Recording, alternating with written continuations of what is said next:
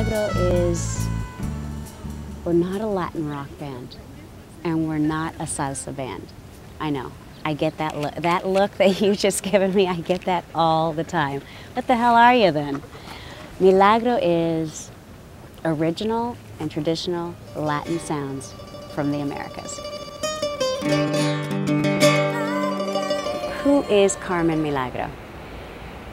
Well, my show is really about,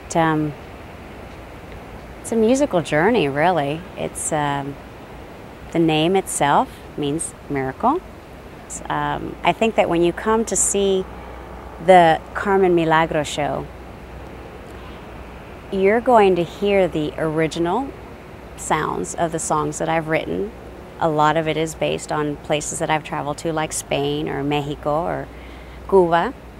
And you're going to hear also some of the traditional Latin sounds, songs that I grew up with.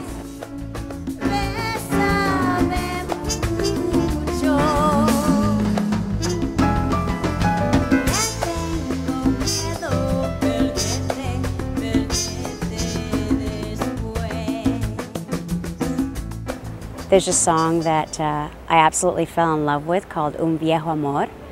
Apparently my grandmother used to sing that song about 70 years ago and made my mom cry when I told her that I was planning on doing this song, and it turns out that it was my grandmother's favorite song. Un viejo amor.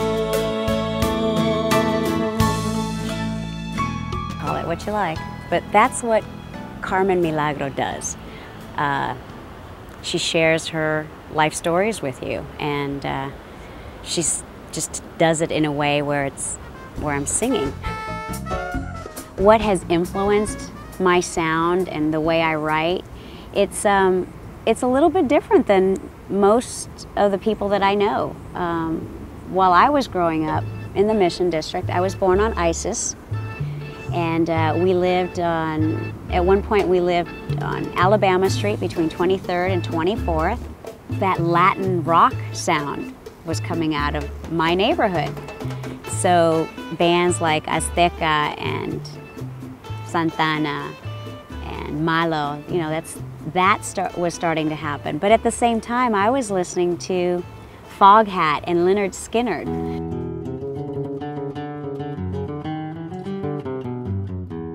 I remember at the age of 14 discovering this artist, this genius, and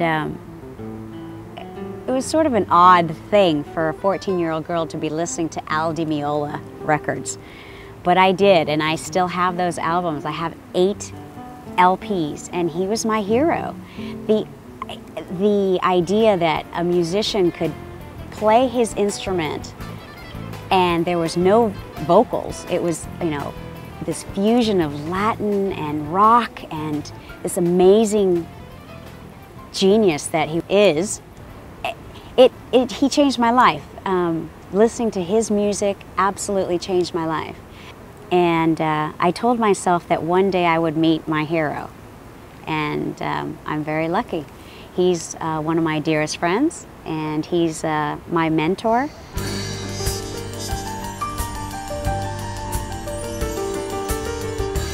I have to tell you, sometimes it's a little hard doing this thing that you love, that you believe in, that you're passionate about, and you run into some people that don't believe in you as much as you would like them to.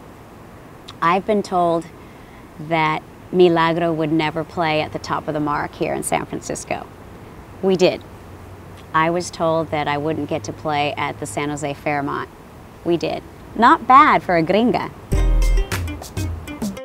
I knew that you were going to ask me why I chose the title Not Bad for a Gringa for my CD. And there's actually a very good reason.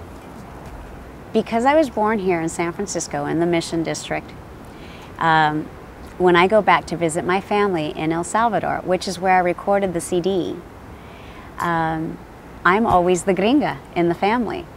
But I think that most people think of a gringa as being blue-eyed and blonde, but for us in my family, the joke is that I'm the gringa.